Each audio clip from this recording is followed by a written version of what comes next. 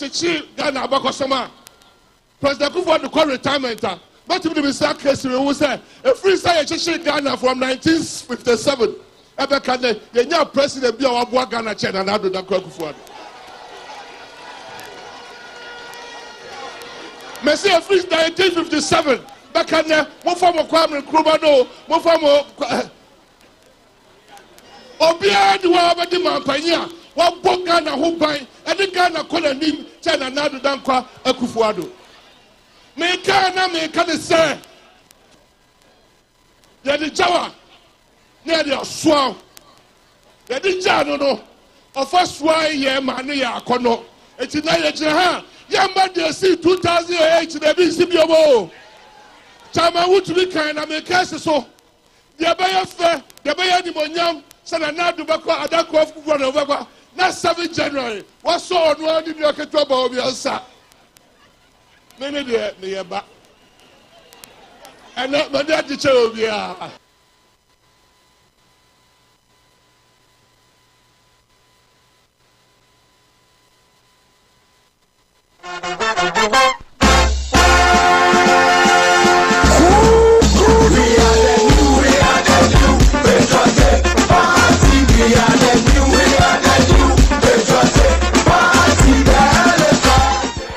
Enti Usha Ejuma Mabeye as vice president. Yentia me pesa mu vote mami as president. Number 1, Usha Ejuma Mabeye as vice president. Bet me kind at least 33 policy initiatives are Mediaba in government.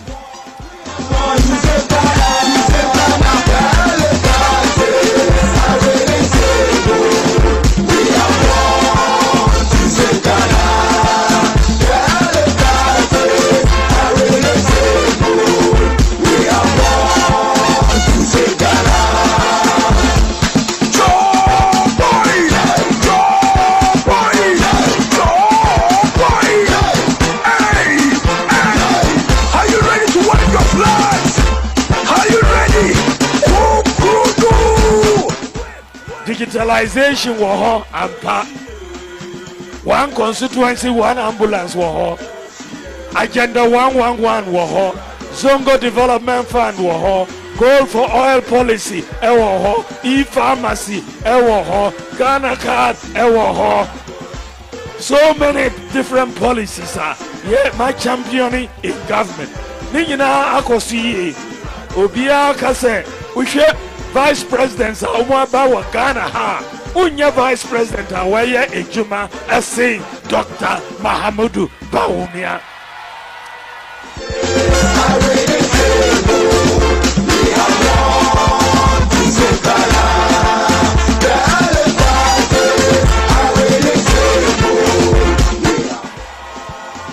Unya vice president.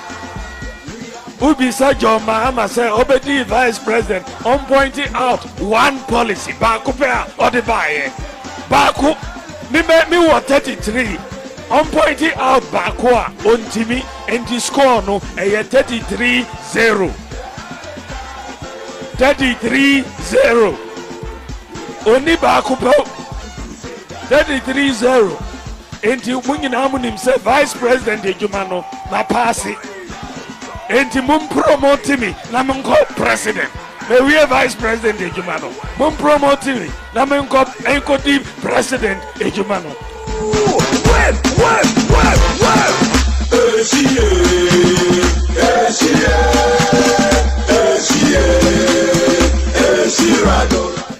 Move what him mamia.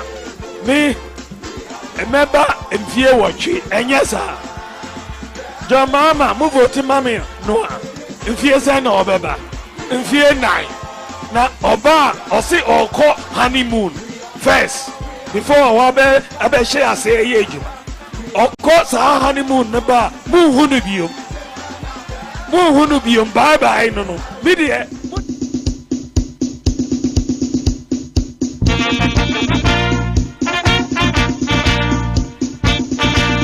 eja suzuza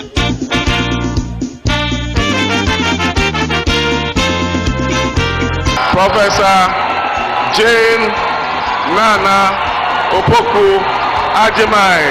Arrest for Ghana, a patron of the land. Forward and seek your future. People love me. Some people are not only fighting about the positions they will occupy. They are telling all others that they will be the kingmakers and they will be making their appointment. If we are not careful, this will dampen the enthusiasm and the spirit of our followers.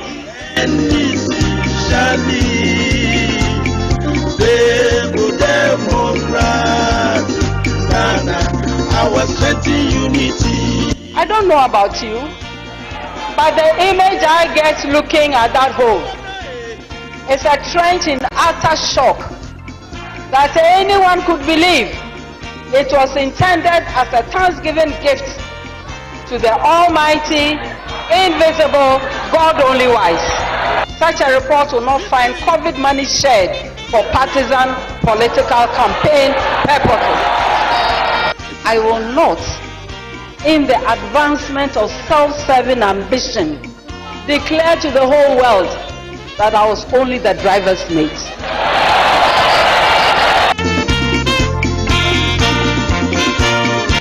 The report will highlight new roads, harbors, railway lines, not what we've seen of late, Ayalolo buses. You will find the lack of intimidation of opposing voices. You will find serious investment and practice to enable a digitized economy and society. The report will go on to point at housing projects, including the famous Saglemi housing complex, and even those that somebody has happily raised to make room for a presumed.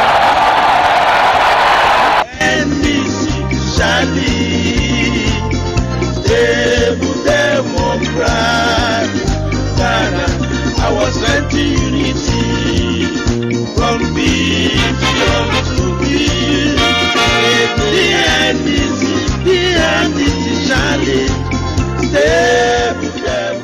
She has great insights into human resource management, empowerment, and social development. And under my administration, she will have oversight, among others, of the education sector, the health sector, gender, and social protection.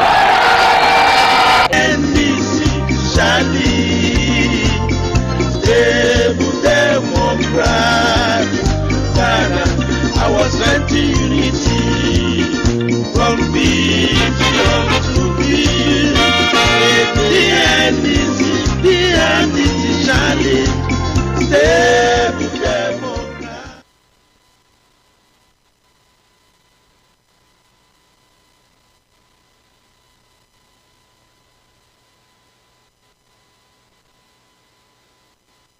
My position on free SHS is known. In 2015, I launched Progressive Free SHS. That's what the Constitution says. The only difference between us and MPP is the approach. We thought that we should put the infrastructure in place and we should do the necessary preparation to absorb the free SHS. And so we started with day students. We made it free for day students. And in the second year, we absorbed 120,000 students on the free SHS.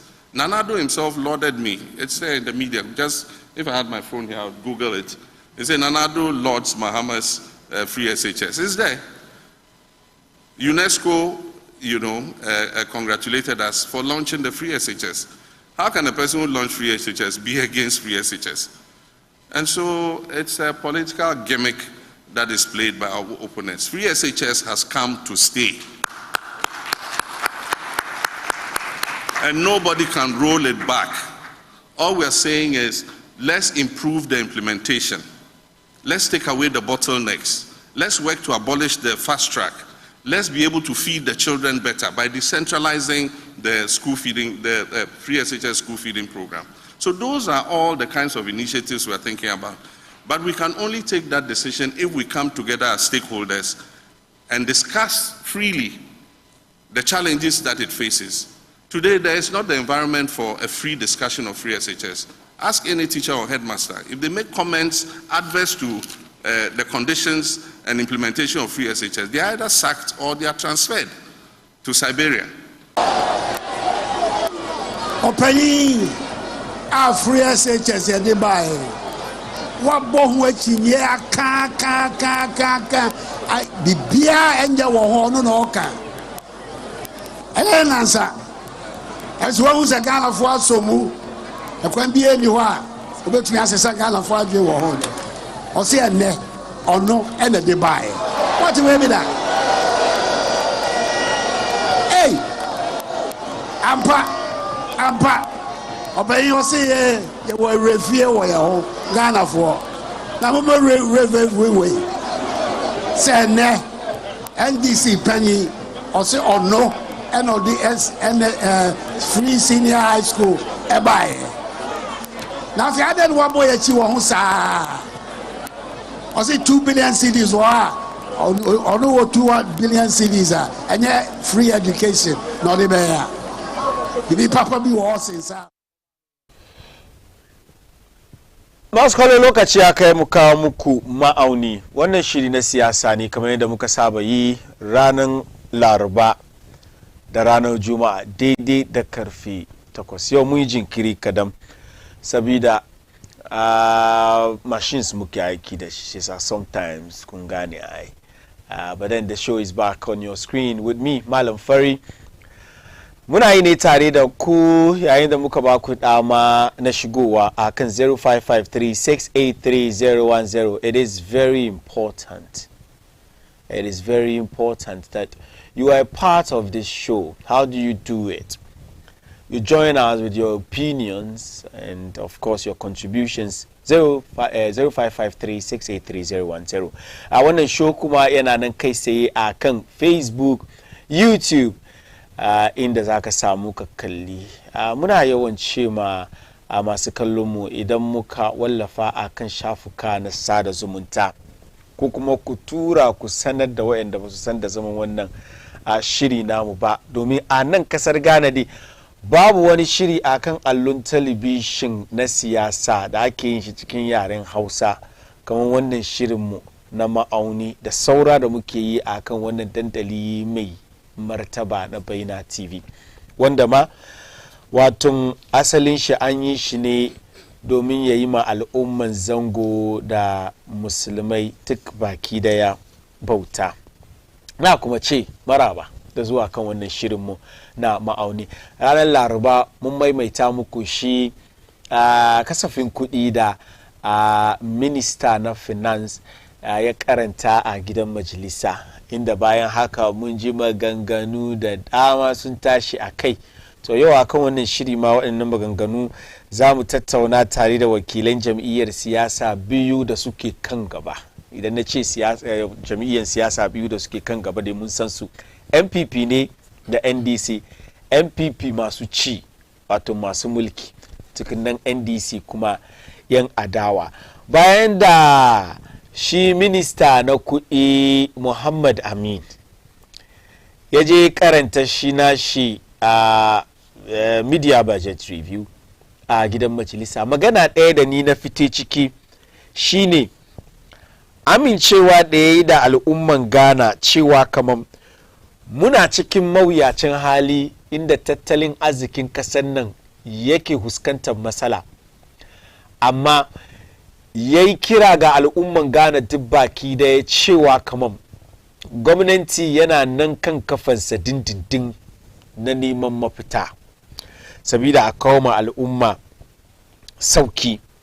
Bayan haka da wasu maganganu da dama da ya yi wanda ya kunshi tattalin arzikin kasa da yadda gwamnati ta tafiyar da lamarin kasa tun da aka ba ta karagar mulki 2017, wannan gwamnati wanda President His Excellency Nana Addo Dankwa Akufo-Addo ke jagoranta da mataimakin shi Dr. Mahamudu Bawumia, wanda daidai wannan lokaci shine waton 'yan takara na jam'iyyar New Patriotic Party. yanda suka tafiyar da kudade da dama da ya shiga cikin annunsu da yanda suka kashe shi. Mun ji gwamnati a cikin wannan budget review din an nuna mana adadin kudi da aka kashe kan free SHS kamin mu fara program. Kun ji John Dramani Mahama da Akufo-Addo suna nan suna ana jayayya wa ya kawo free SHS. Well, adadin kudi da aka kashe a kai shi free SHS din, adadin kudi da aka invest in the road sector, wanda muka ji wannan gwamnati ko da yaushe suna cewa tunda aka shiga cikin wannan fourth republic babu wani gwamnati da ya sa annin jari a cikin wato gine-ginen hanyoyi da ya kai gwamnati na Ado Dankwa Akufo-Addo. Maganganu dai da dama wannan gwamnati ya yi kudi da aka kashe cikin national health insurance, insurance na kiwon lafiya, da kuma ma LEAP, school feeding da sauran social intervention programs da wannan gwamnati ya zo ya iske tun lokacin tsohon shugaban kasa John Ajikun Kufuor aka fara. Tsohon shugaban kasa Mills ya zo ya continue, John Dramani Mahama ya continue, su kuma suka zo suka ci gaba da yi da kuɗi da suka sa ciki duk aka ban muka kano, domin kada mu manta nan gaba za a ja a gifa kuri'a, shi yasa lokaci ya kai wurin accounting to the people. So if you really followed the budget review, it was all about accounting to the people. Mandate da aka ba New Patriotic Party, kuɗi da ya shigo cikin hannunsu da kudi da suka kashe, yanda suka yi amfani da kudade da aka sa cikin hannunsu. But bayan haka yan adawa mai jagoransu wanda muka san shi da suna Ato Forcing, shi kuma ya fito ya jagorance su nasu martani da suka bayan shi wannan mu'amala da wato minista na kudi ya yi a gidan majalisa. Ya fito shi ma ya kawo shi ya ce hopeless 2024 media budget review shows NPP headed for opposition.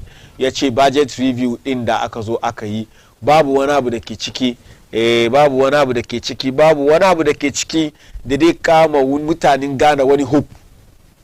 Wai wannan ma na nuna cewa NPP suna nan kan anyansu za su tafi opposition ne. Shi yasa waɗannan maganganu ne da saura muka je cikin shi wannan budget da aka karanta daidai sakiyan wannan mako da za mu kare shi yau da gobe. Presidential debate kuma one of the topics in the whole week, right, from Monday.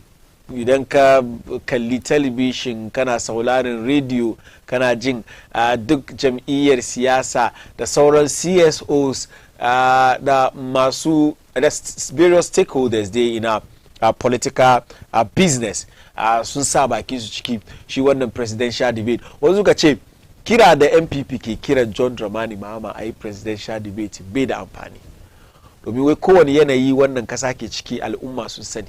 Ba shi lalle an kawo Akufo-Addo da John da John Mahama sun zo sun yi debate ba, ko presidential candidate su zo su yi debate ba, where it is not needed.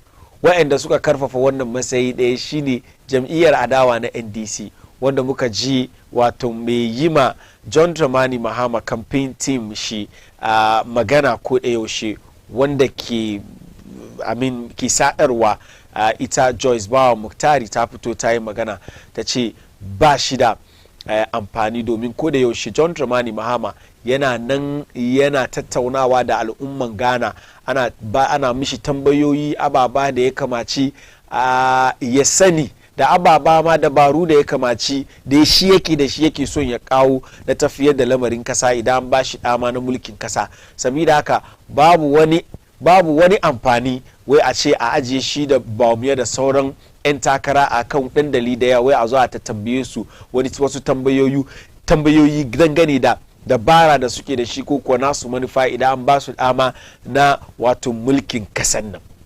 NPP kuma suka ce ai debate ba yau wani ya fara kiran debate ba.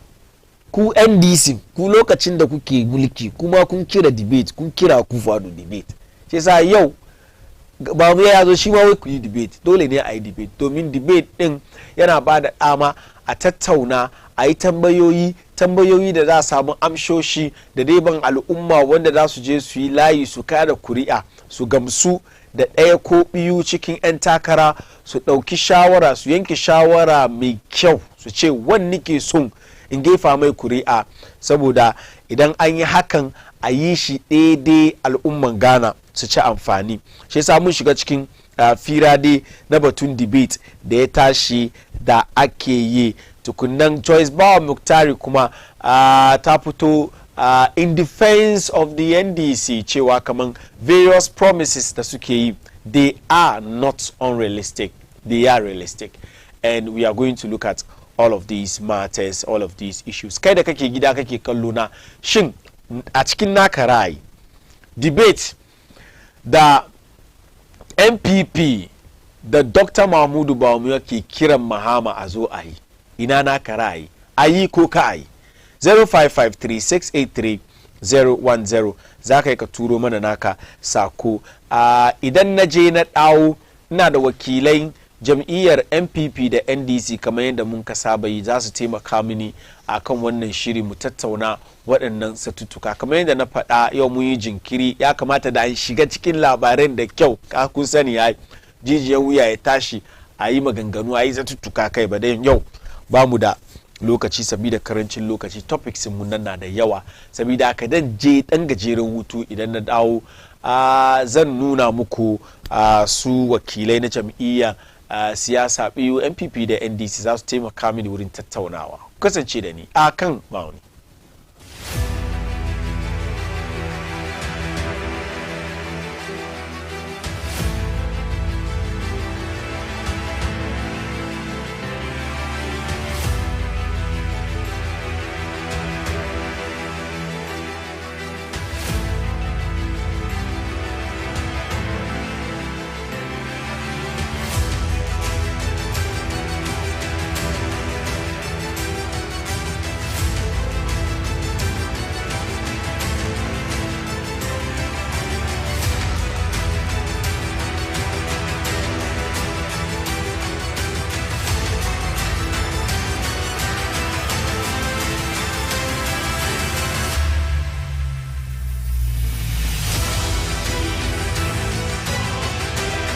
Since I saw King Ayusuba, it's a long time since I heard his song, but his message is very instructive. My father, the way you do, it is not fine. The way you do, it is not fine. Every day and every night, I suffer money matter. The way you do, it is not fine. Akufo-Addo, the way you do, it is not fine.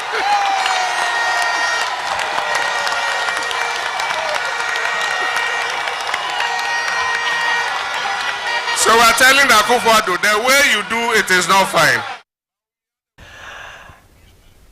The way you do it is not fine. Do you agree with John Dramani Mahama that the way Akufo-Addo and Bawumia do? He's a communication NDC communication team member. Then Sadat Yahya Bako, Shikuma NPP communication team member. My cameras are not showing you yet. I don't know the reason why. So for the sake of the viewers who are watching us, Abdul Ghani Abdul Rahim, NDC communication team member on my left, and of course Sadat Yahya Bako, NPP communication team member on my right.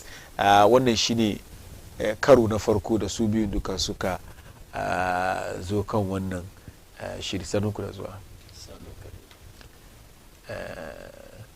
Daga min fuskan kadan mana kaman kai wani zafi gaba daya. Because I'm introducing you to my viewers, you are not even paying attention to my introduction. Kaman ka ɗibo zafi ko? Sanunku da zuwa. Constituency ka? East Ayawaso constituency. East Ayawaso constituency. That's Ayawaso East constituency. The one that can share boundary with Ayawaso North. That is Ayawaso East is the Nima enclave, isn't it? Well, where Naza ko? Honorable McNaza. McNaza, Shida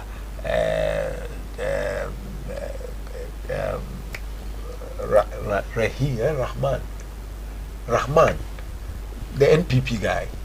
Zach Rahman. Zach Rahman. Yeah, she does contest. That seat is generally a safe seat for the NDC, isn't it? Sure. It is one of the safest seats for the National Democrat. But Zach Rahman, actually, can be sitting in this town around. Biba Kusuru. Zach Biba Musuru. Some Biba Musuru. Kai sure. Nice sure. 100% sure. 100% sure. Zach Biba Musuru.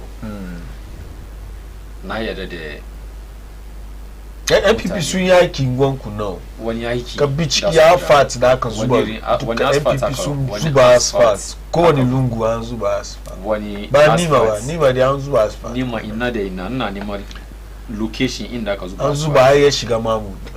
Jiwa yace. Ba MPP suka yi ba. Malam Fari. Ya ni dadi in Allah ya kama gobe da lafiya. Ka shigo nima ko ku ba ku cin asphalt yasa ba wannan ba big deal ba kama kan da na fadi ya min dadi ka shigo nima gobe da safe an ka yi ma cikin daren ga ka shigo nima in da raba band between Ayawa so east da Ayawa so north which is Bakin Gota from Bakin Gota nda ka Ayawa so north the daka bisa Ayawa so east onka kai Bakin Gota the state of Bakin Gota bai da ban shawa ka gani wannan ni gaskiya na kuma wurin ka briefly constituency ka it's very important. I know your constituency. Ablekuma Central Kaneshi area. Yeah, Kusada Kaneshi. Who is the current MP? NDC. NDC ni Auni Abdul Latif Dan. Yeah, NDC ni. A very close contest locally. Sure, very close. Gap no. About 200 to 300 votes, Kawai. Because previously, there's one of the votes in the Moka Karbi seat in the she about 6,000. So she. That was in 2016. Exactly. So. But Ablekuma Central.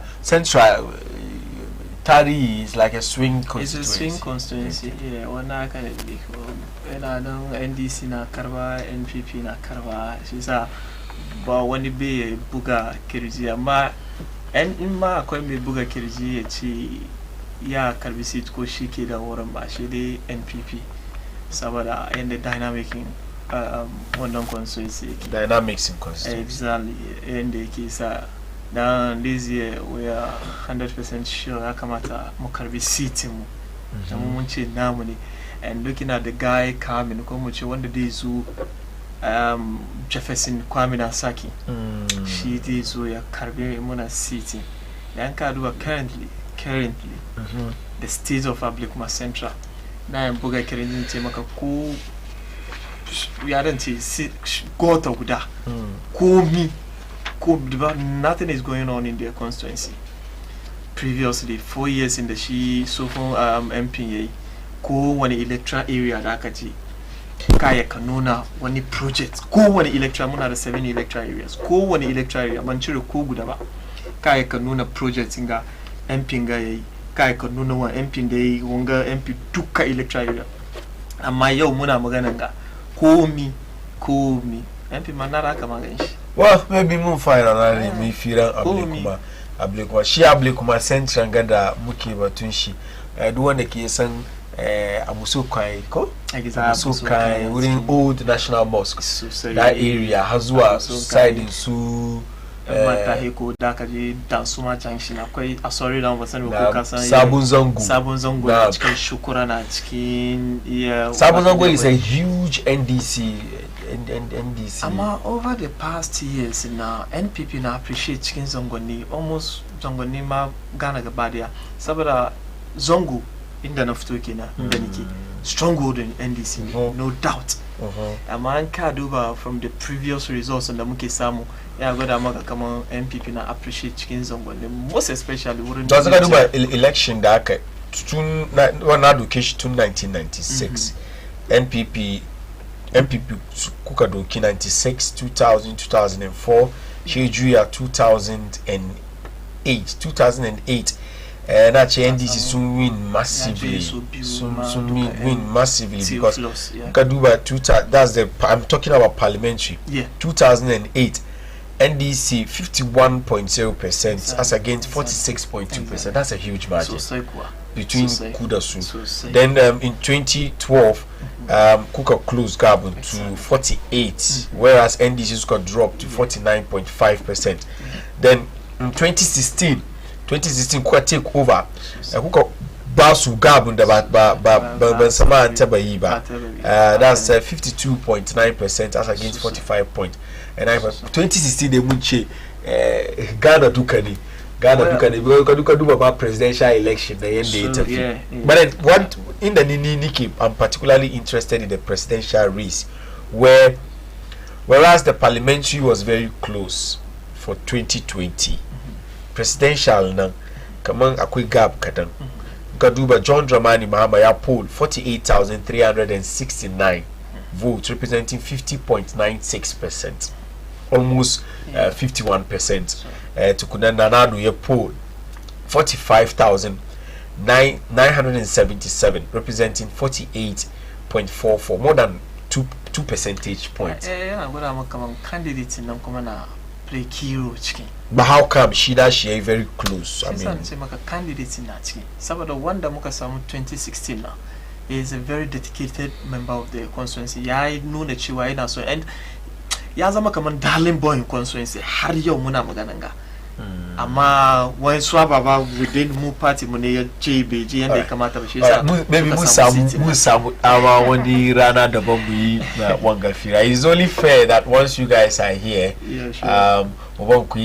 magana and dangane da constituencies in ko. But right now zamu soma tattauna akan batutuwa na fara da kai Abdul Gani budget review da haka NDC kuka ce wai hopeless ne. Maganganu da dama da yazo gwaggwadan ga kuɗi da gwamnati ya kashe free SHS mun ga amfani shi da conversation has started. John Dramani Mahama is even saying shi ya fara and all that. NDC menene ba ku gani ciki wa ku cewa hopeless to na gode da kuka bani wanga dama kuma ina gaida US mun da ke duba mu akan wanga TV station mai suna Baina TV. Malam Fari, kai mini tambaya mai kyau kuma na baka ansa yanda ya kamata. Reason yasa na farko kan batun free SHS. His Excellency John Dramani Mahama ya yi wannan magana kuma ba kama ya fadi da son zuciyar shi kudi ya di fadi abin da yake baka bane. Shine wanda ya fara free SHS. Ya launch free SHS November 24th. No, ya launch free SHS. Before we even start the free SHS thing, I want us to do the budget. Me kuka gani cikin budget na kuka ce budget na hopeless ne. Was at force we hopeless budget ne. We wannan kuma na nuna cewa MPP da su opposition. She menene bakudon I mean cikin budget finance minister ya yi maganganu da dama cikin game cikin budget. Ya yi batun 10 billion Ghana cedis in that can invest in road projects. Which nka duba wani road projects da ya buga kirji a fadi kama yi da zuwa da mi kamin fara submission na ka tambaye ni ababe batun na fara kawo maka example cikin constituency na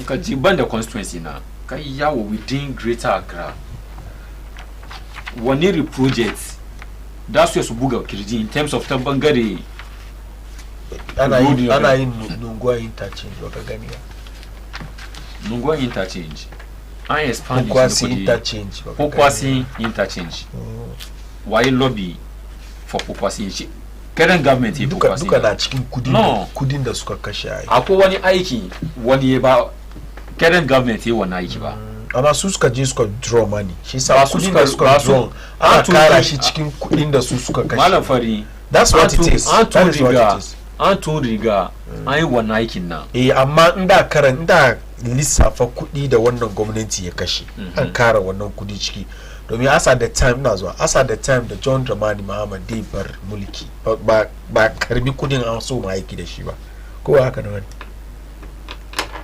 sai za su claim su suka yi ko ba su suka yi ba ba su claim ba su suka yi ba as at the time da NDC da ku bar power shi Pokwasi interchange yana wurin Pokwasi interchange ba shi wuri amma abin da yi wuri da batun finance waɗanda da su found the architect kan da design da menene duka are you aware that I'm changed design now it used to be 3-tier aka change to 4-tier yo Indian sake design wannan na wani sabon strategy ne da maybe sabon government da yazo yana so yi wannan na saboda i claim credit da shi she ya succeed ya no ka succeed kan wani abu kan saboda yake kiran shi design kawai ka succeed now you see we have back a claim muna da 4-tier interchange, first of its kind in West Africa, only the second in Africa, South Africa ke da shi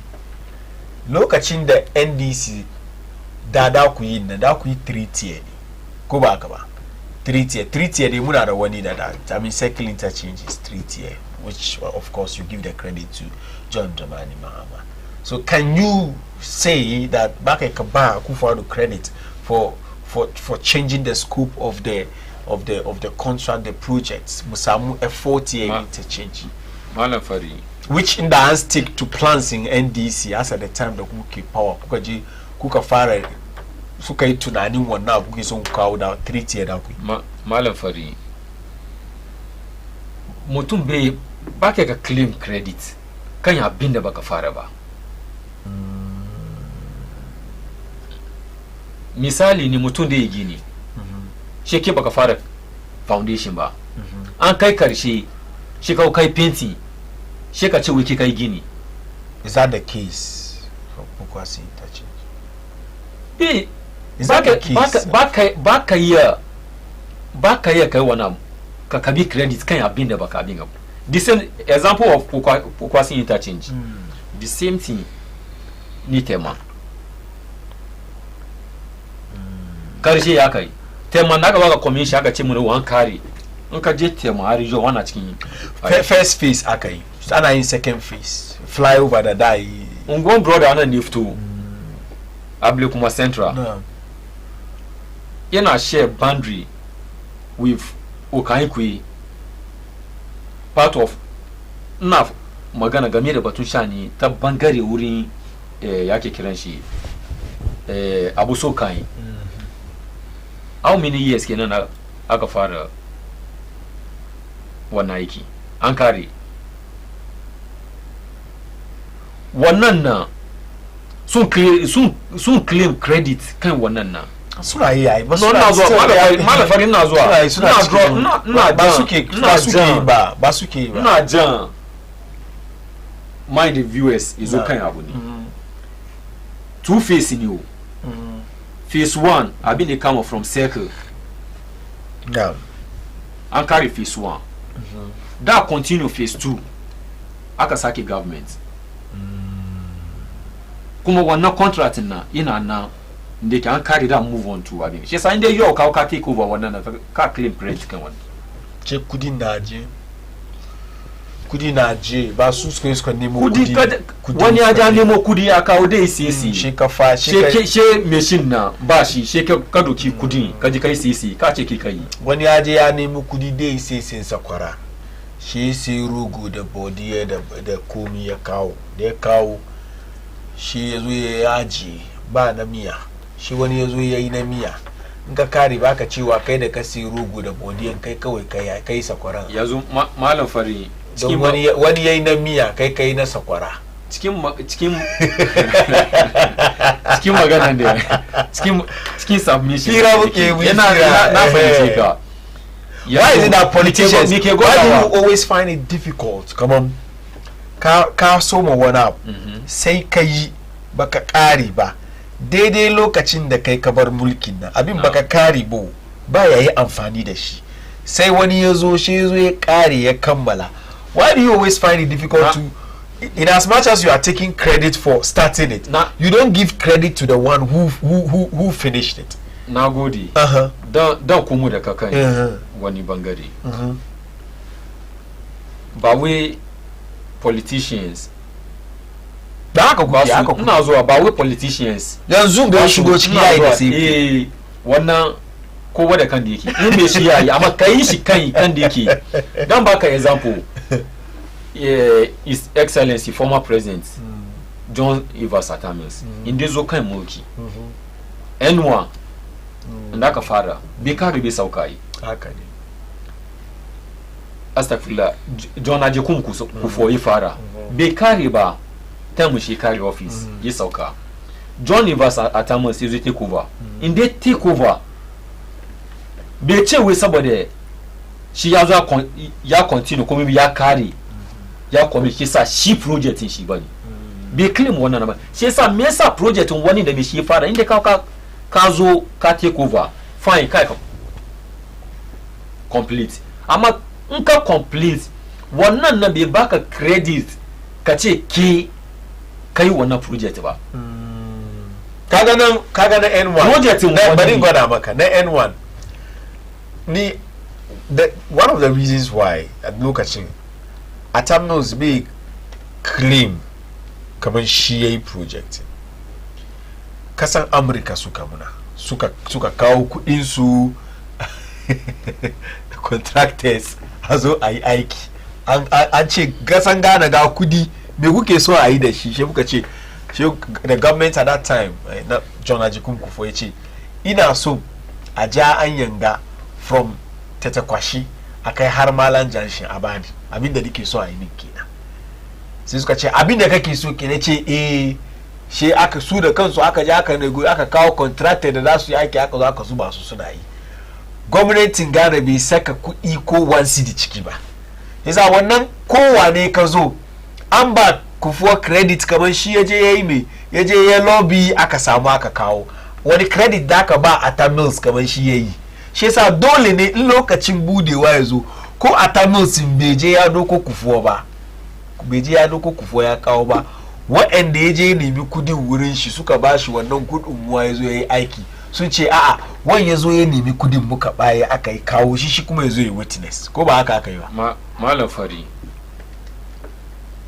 muna fira Atta Mills bai claim credit kai saboda ba shi wani ba shi je nemo a zuwa yi ba yau government da ke kan power in ya je nemo abu da dai benefit gari wani gari bai zuwa dai maka abu kamar misali ne na zo Bayyana TV shi na tambaye okay Bayyana TV ina son yin abu kaza banyan tashi saboda ina da iko na dai ma Bayyana TV abu shi yanzu yi na shugaban da ke wanda ke in charge inda zaman din Bayyana TV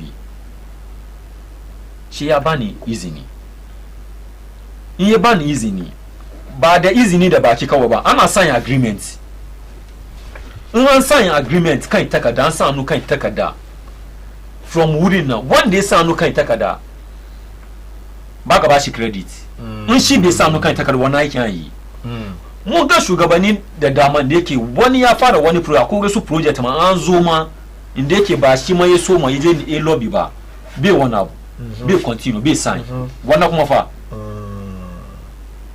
ba ta bangaren road kare ba ne wani example da wanda ya zo yi suke ana yin wani project ya bar shi bai continue ba current government ga akwai project je wanda ya zo yi suke bai continue ban guda in baka guda ban guda in baka guda Greater Accra Regional Hospital phase 2 ya continue ba kudi ba kudi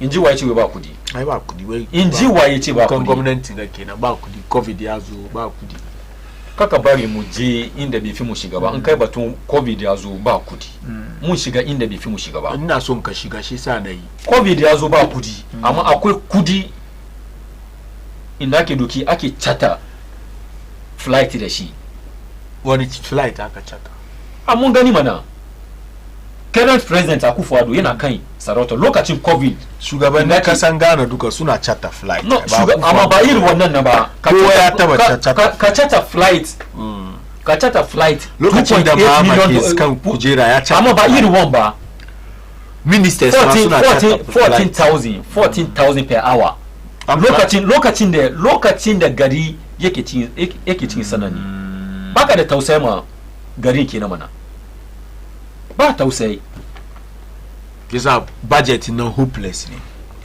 budgeting bai da wani budget review bai da wani media budget review hopeless bai da wani cikin wannan media budget na sun yi batun shani agenda 1111 ciki ba ku gani agenda 111 me haka yi na wani hospital da su buga video ine 88 an fara shugaban kasa ya fito kan ya promise Ghanaians ya ce within 6 months an kare hospital ari yau NPP ba su fito su buga kirji kan hospital guda su gwada muna hospital guda Lajenin hospital an rushe da Lajenin hospital how many years kenan sun fara ba fara an fara abin da aka ce da yi kenan alkawali da aka yi kenan shi sa abin da ake kawowa ba sabon abu bane sun ka sauka shi ana zuba kasa cikin damun Ghanaians amma Ghanaians an bude an waye wai ana zuba kasa cikin idon mutanen Ghana wai hopeless budget ku ya za ku zo ku waste tamun mutanen Ghana cikin parliament ku zo ku read hopeless budget according to Atubose malam farina gode sosai da wannan dama da kama da barin gari masu sauraro duka most especially inshallah the incoming president His Excellency Dr. Mahmoud Bawumia da mataimakiyan shi Hajiya Samira Bawumia duka muna musu barka da warhaka. Malam bari kai ma bari yin comedian ka sosai da irin kokari aikin da kake a kan platform ga kan Auni first time na ke gama baina ba first time na ke na ka san da ka zo kan Auni ya kamata ka shirya sosai saboda malam fari bai bari ka wuce haka da questions da yake turo maka da mai daidai ya kuwa na ji dadi because you are well abreast with the facts so wani bai just so haka nan ne kawai ya wuce abi so I commend you for wannan good job mun gode malam fari in naji opposition sun ce budgeting ga akwai wani abu cikin da ya ban mamaki ban taba expect su zo su comment government ga cewa wai budgeting ga da aka karanta wani abu na ciki ba I don't expect it wannan bai ba idda sun yi which means sun gina da kansu rami kenan kuma budgeting ga da aka karanta malam fari sai dai wanda bai son gaskiya don an karanta budget da ba zuwa nemi tax cikin ba an karanta budgeting most especially even the finance minister ya attest to the fact kaman we are in difficulty shi yasa in wanda ke rike da misali matattarin kudaden garin ya zo ya ce muna lambarin da garin ke ciki ya sani shugaban kasa ya sani gwamnati ya sani amma yana ba mutane ankuri gwamnatin ba kwana gwamnati yake yi ba yana dukkan abin da iya kokarin da zai yi ya so komi ya je daidai cikin wannan ne kaji an cire magudan kuɗi aka bayar saboda me construction su roads ya go on duba malam fari kaga maganan da ka tambaye shi ga duba ya yi ban mamaki don wani ya ce wai yau ba wani hanya da ke go on malam fari kai journalist ne yau kai ka zauna nan ka ce gaskiya ba hanyoyin da ke go on ba ka nan bane yau ko ina ka bi shi dai misali inda maybe hanyar da ba iya an lobby da kyau ba gwamnati ya zo kai ba amma almost kowane hanya manya-manyan hanyoyin cikin Ghana ga duka ana aiki kai nan ga kusa da kafari Obece Binga ana aiki kai yau kasuwa to how many years Obece Binga look tunda kuka hau mulki 2017-18 muka ga an sa annu cikin wannan har wayo ba iya kare Akufo-Addo ya commission phase 1 ana cikin phase 2 kuma interchange ne yana cikin one of the interchanges da wanga gwamnati ya yi ba guda ba ya yi isa yau na ji wani na claim ownership Pokwasi interchange ya ban mamaki ba nasu ba nawa da bari in refer ka to let me refer you to ya sunan mutumin sun ga Felix Fosukwachi wai dukkan gwamnati ko party da zai commission ko ya yanka sword ya cut sword aiki ya commission project nationally wai project shi ne inji Felix Fosukwachi yasa yau kuma the money involved for interchanges $289 million compared to wanda suka yi 206 is a scope the same as what you are talking look when you are talking about an interchange da kwaji kuka yi shi kan dry land a wetland at circle we all know circle yanda wurin yake kowa definitely ko gini da aka yi yanda kudi da aka kashe circle kai gini tabbat gini da aka yi awa daya kudi da aka kashe kai wurin daban ne da kudi da aka kashe kai shi wuri daban da ba ruwa ba ko ba haka ba Pokwasi interchange 40 no you are talking about the money of its kind in West Africa four interchanges ga Obechebi ga ya sunan shi ta batun kudin da kai shi ne kai ka yes na sani ina kai ka magar shi yasa nake baka misali duba interchange ga da kai kake kira sunan nake su compared to wanga interchange kuda duba koda teku ke wurin za a gina interchange da wannan kudi da wanda aka gina interchange guda fudu baka compare ko da teku ke wurin da share teku ayi interchange amma ko ya yi sada ko ya yi sada ya san wannan za a gina shi inflated interchange ne kowa ya san wannan inflated interchange ne baka kara compare wannan guda fudun nan da wanga guda da aka kowa ya sani bani bincike kuka yi daukar kun yi bincike kai ku gane kaman ga kuɗin da ya kamaci da a gina da shi ga wanda aka gina da shi wasu sun yi kasa ke ta ya kamaci a jakunni kuya common sense in the common sense of MPP in the common sense of MPP Akufo-Addo Bawumia government since 2017 up to date in your common sense kun gano kaman ayi makasa ke ta me kuka yi har yau and that John Dramani Mahama is fan of doing the kowa ya sani what did you do my point what did you do wanga call me process ne har wayo sauran ba ce maka ana kawo wani ko da a cikin gaba 6 months no maganan da muka yi ai yanzu komi na nan fili misali receipt na nan an ce an sai cement 1000 Ghana guda misali ga receipt me da kai amma shi yasa nake ce maka yasa na use maka nace common sense ya kamata ya ga muna an gina interchange guda fudu da kudi 200 almost sauran abu kaɗan da aka doki aka gina guda da shi yasa nace maka common sense ya kamata ya gaya maka kaman wanga akwai wani abu ciki maganar da ni nake yin kenan yasa yau duk wani NDC ya zo ya ce maka wai budget da aka ri malam fari a kwashe kudi a je a sa lead a kwashe kudi a sa free feeding fee school feeding a kwashe kudi a je a sa NHIS which is very important kwanan ga His Excellency John Dramani Mahama ya je ya meet the press ya ce muna wai health insurance yana mutuwa which is very very untrue bai muna gaskiya ba to ga kudin da aka je aka sa wurin and bear in mind even before NPP ya assume office ya bar basu suka wurin fo NPP ya zo ya biya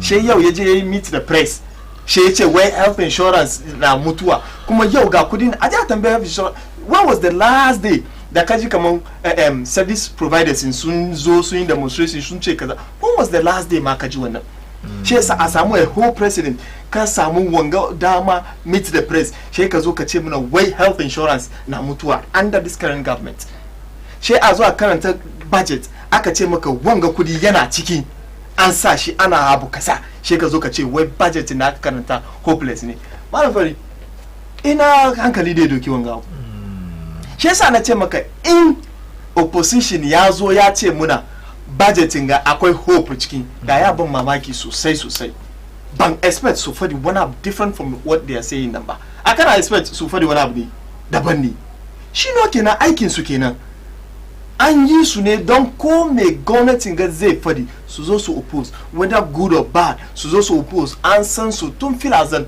daga da zo ma da health insurance they were against it da zo da free education they were against it look social intervention policies duka da NPP government yazo NDC were against it. Were they against the free SHS or they had a different idea about how it should be implemented? Different idea shine yau in na tambaye ka wa ya kawo free education cikin Ghana wa da ka ba fadi mama ya fara progressively free Akufo-Addo is very free many they progress free make it ya fara with day students many they anya gwada muna yaro guda da ya benefit under the haven't you acknowledge your government? But we acknowledge you have that the story John there. Dramani Mahama ya bar mulki sun bar bashi sun bar bashi sun bar bashi to go to that story and read it for the public so Ghana agwada muna inda aka acknowledge John Dramani Mahama I dare you to read the story. You acknowledge his attempt to implement you just don't read the headline ka ce an acknowledge go into the story ka gane me aka fadi game headline ya me aka fadi how story da aka yi aka fadi Akufo-Addo na gwadawa John Dramani Mahama wai shi ya kawo free education ko shi ya fara inda ya iya ya gane kaman wai free education yana da kyau har ya ce wai shi ya kawo to inda ya ce shi ya kawo yana da kyau shi sa na ce maka duba kan ku bari mu ya ake ce ma NDC sun mislead mutane go into the story ka gane kaman maganar da Akufo-Addo yin nan he was not acknowledging John Dramani Mahama ba haka story yake ba amma yau John Dramani Mahama da kanshi ya iya ya zauna yace wai Akufo-Addo which is another ban so ce untrue yau kowane yaro da ka tambaya yau zamanin da muke cikin ga halin da muke cikin ga waye kawo free education ya san wanda zai kira maka shi yasa na tambaye ka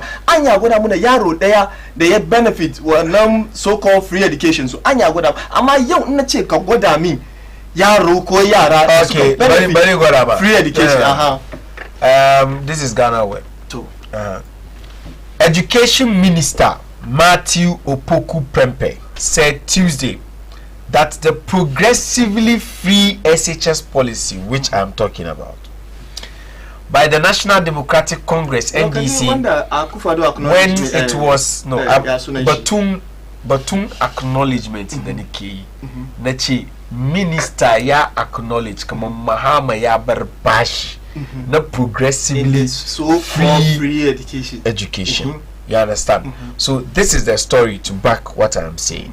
Come on. Matthew Opoku Prempeh ya gaya shi da kanshi ya gaya where the government in MPP kuzo kun clear bashi 30.1 million arrears 2015-2016 academic year kudi da aka kashe kan progressively free education. Dr. Prempeh said nothing at all was paid by the NDC in respect of the 120,000 boarding students to be catered for under what he called the high sounding progressively free program in the 2016-2017 academic year. In a statement on education and teacher reforms to Parliament in Osu, Accra, the minister gives thumbs up to the governing New Patriotic Party. So it went on and on and on. I want to quote him directly. When Mr. Speaker, notwithstanding the initial hiccup, the free SHS, no, this one is talking about their own free SHS. But the story here is that MPP Kuzo Kuinski Bashi 30.1 million. Now you are saying that Bosu Somaba. My point is that what you can call it progressively free, you can call it free SHS. Suwe soon far progressively free SHS.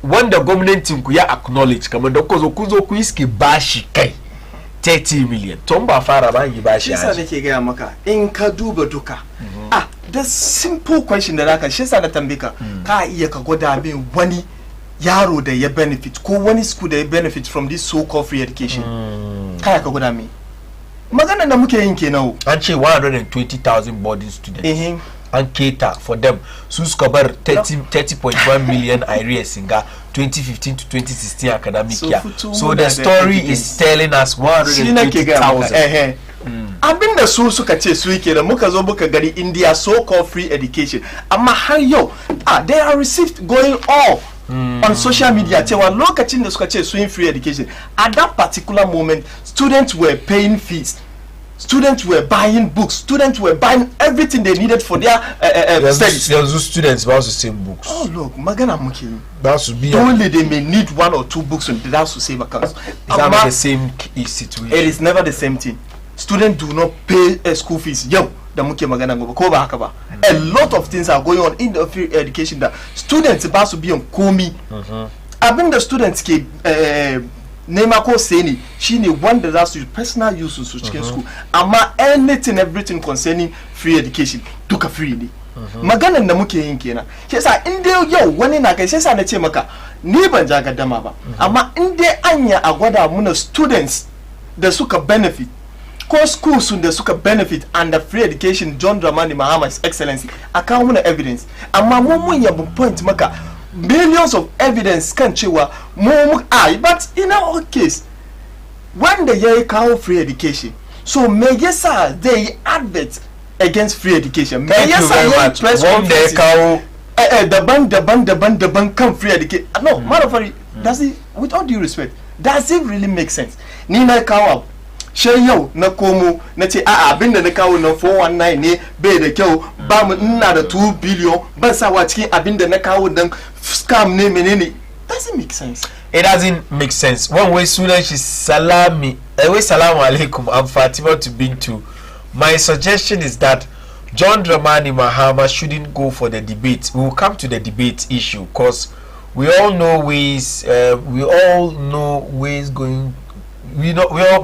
what's going on in this country. Actually. Kai kuma kai ka turo mana naka sako akan batutuwa da muke tattaunawa 0553683010. Wa assalamu alaikum Baina TV. I'm Yaro.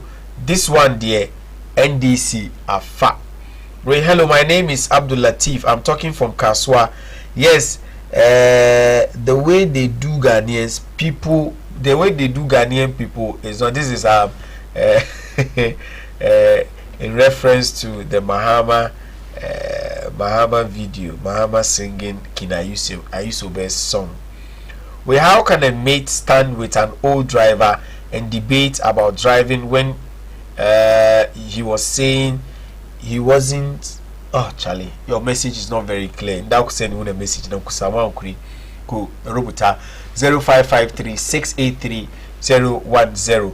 Al Hassan Sise from Zenu Central. Well, in fact, this Nana Akufo-Addo Bawumia-led MPP is the most incompetent, liability, corrupt government ever. This government campaigned on the mantra of creating jobs and moving Ghana from taxation to production, and he is the governing government. It is the government that has collapsed businesses than any other government. The government that has taxed the people than any other government. This government is the only government that has wasted 8 years in power for nothing, just to give individual bondholders and pensioners haircuts. As for Kweku Anyudowo, his frustration are going to be worse going forward. In fact, MPP never again. We Sunanshe Mohammed Al Hassan, this is very interesting program. The host is on top of issues and mans the show the way he should. You simply cannot lie on Auni. Thank you very much. Thank you. Kaban kaina ya girma. Kai kuma kai ka turo mana naka sako 0553-683-010. Jalaluddin way Allah ya kiyaye Kamalin Fari. Tell the NDC guy he should up his game wallahi. One kuma we sunan shi Captain Smart but saying they fito ba. With the budget is indeed hopeless. We the true Ghanaians are suffering. Kai kuma kai ka turo mana naka sako a kan 0553 683 010. Har wayo muna nan muna tattaunawa a kan batutuwa da na sanar a kan wannan shirinmu na ma'auni.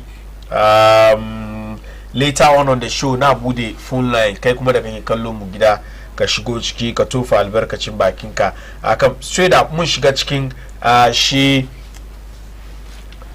yunkuri, that's what I'll call it, na jam'iyyar NPP masu ci na neman a yi debate. So the question I asked earlier was that presidential debate or not, shin kayi ra'ayi da wanda suke kira cewa kamar a yi wannan debate da aka saba yi, IEA su muka san sun saba yin wannan debate. Idan mun tuna da Ayarikov, that popular ya sunan shi inda ya afku lokacin da ake debate in 2012, inda Asana ya riga ki ta yana tari to irin wannan aka ce ya kamace a yi ya so tsakanin if not the two main candidates for the two main political parties, NPP and NDC, dama a gama 'yan takara duka na jam'iyyar siyasa da suke neman su saya wannan zabe da za a yi 2022, ya so a tambaye su questions su amsa dangane da yanayi da wannan kasa ke ciki da dabaru da su suka shirya suke so su shawo kan waɗannan matsalolinmu. Mun shiga cikin debate din Bawumia dai ya ce dole ne Mahama ya yadda a yi wannan debate. Banan mun ji yan adawa shekaran jiyan nan sun fito su ma sun zo sun tofa albarkacin bakin su inda suke cewa idan Bawumia yana son a yi debate ya zo ya join su cikin parliament, ya so a debate on the budget review da shekaran jiyan nan minister of finance ya zo ya gabatar. John Dramani Mahama kuma mun ji Joyce Bawa Muktari ta fito ta ce ba za su yi debating ba, suna ma nuna cewa anya da IEA suka bi na sanar da al'umma cewa za yi wannan debate ba su bi anya da ya kamata ba, saboda kamata ne da su zo su tattauna su ba su sani, ya so su amince tukunna ma su fito waje su ce za su yi irin abu haka. Tukunnan Adongo kuma ya zo ya yi magana kamar Bawumia yana neman debate ne saboda ya farfado da shi political career da ya mutu, yana son ya farfado da shi yasa yake neman John Dramani Mahama su sai kan dan daya wai don a tattauna wai debate. Well, a lot of people, CSOs, are also out there saying debating bai da amfani domin an yi shi kwanakin baya, shekaru baya da ya wuce, ba mu ga wani amfani da ya kawo ma cikin namu mu'amala na siyasa a wannan kasa ba. Inda kake kallon mu, shin wannan debate da ake cewa a yi ko ka a yi na naka ra'ayi, turo mana naka ra'ayi akan 0553 683 010. Kamin dai mu soma second round of this particular discussion, akwai wasu sakonni da ya kamace in fit da su. We asked the MPP man that if they really want the debate, they should go to the market and ask for food prices. Wani ya turo wannan sako wai MPP suna son debate, su shiga cikin kasuwa su je su tambaya kuɗin kayayyaki a cikin kasuwa, yau wai dundu daya 30 cedis. Wasn't it John Dramani Mahama who used state funds to sponsor his demonstration against the then candidate Akufo-Addo's promise of free SHS? So how come he and his no, I can't say this. He and his running mate Jenana Puku Ajiman are claiming that they brought the free SHS policy. Their lies and propaganda have come back to bite their ... We're during progressive school, we weren't paid half of the fees with books and free school uniform, by free education, but free no Charlie. your message is not very clear. I can't read this message. Keep sending in your messages. 0553 683 straight up, Mushiga Chicken Firana debate. NDC, don't miss our song debate. I don't worry. Debate, I buy a Kafara and Sabe. In Zokai, second topic in the card. I can also carry about that. I'm also in one clearance quickly in 2 minutes. In 2 minutes. Don't bother look at you. But Pokwas interchange. Nike son clear one up kind. Kind tier 3. Damn. In the His Excellency George Ramani Mama. Ye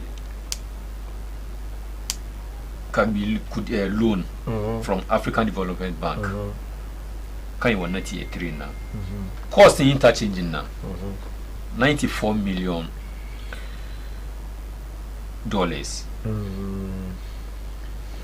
Tier 3. You can construct tier 3. 3-tier interchange. 3-tier interchange. She need $94.8 million. The cost. The government in Gizo Kai.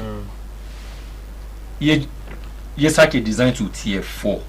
4-tier interchange. Costing $289 million. Are you sure about this figure? Very sure. Are you sure? I'm really sure. Bazwa kind air is so far that been Nikabakabani. Pokwasi interchange cost $94.8 million, funded by the African Development Bank and government of Ghana. That is what it is. That's not what it is. She's a cross-check the job. Kaduba costing. Let's continue.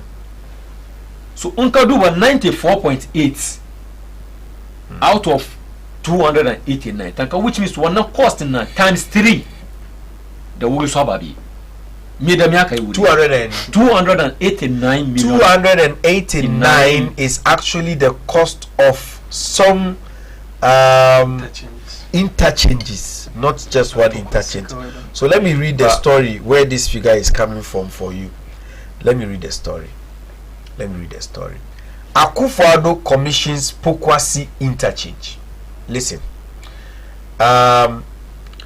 President Akufo-Addo, Friday, July 9, 2021, commissioned the 4-tier Pokwasi interchange. The project's construction commenced in April 2018 and was initially expected to be completed in October 2020. The completion date was later changed to March 2021. So the story goes on and on and on and on and on, and explain the reason why there was a delay due to COVID-19. Speaking at the commissioning of the interchange, he noted that the completion of the project is an integral part of the comprehensive measures put in place by the government of Ghana to address issues of congestion in urban centers and to help improve travel times on major arterial roads. He said the Pokwasi interchange. Now this is the point. He said the Pokwasi interchange, together with 2 others, the Obechebe and Tamale interchange, were completed at the cost of $289 million. Sure.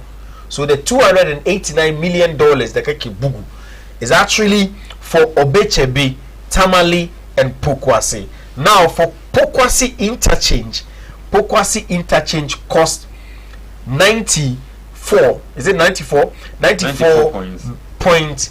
Is it one? I want to be sure. 94 points. Let's say $94 million. Yeah, just over $94 million. So that is what it is. That's the fact. Okay. Now, in the $94 million. Not some waste time, come on, because now the point is very clear. Come on, it's never 289. It is 90. It is 94.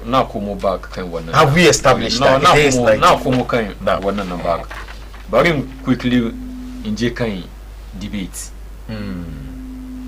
That's the second topic in the card. But on debate in the Vice President Kikuwa, yeki kiran debate. Yana mi Ghanaians ba su mantuwa. On sun manta shi da kanshi ya manta ne, ya tuna da kanshi. Ba ta ba kira debate. Wani irin maganganu ne bai kan batun sha ne debate ba. Wow. shi vice president ne ke kira for debate na wani irin maganganu ne bai yi ba wani irin post ne ba post kan Twitter page shi ba me yace yayi maganganu da dama yau kana kiran for debate na kake kiran for debate na ina mi minority leader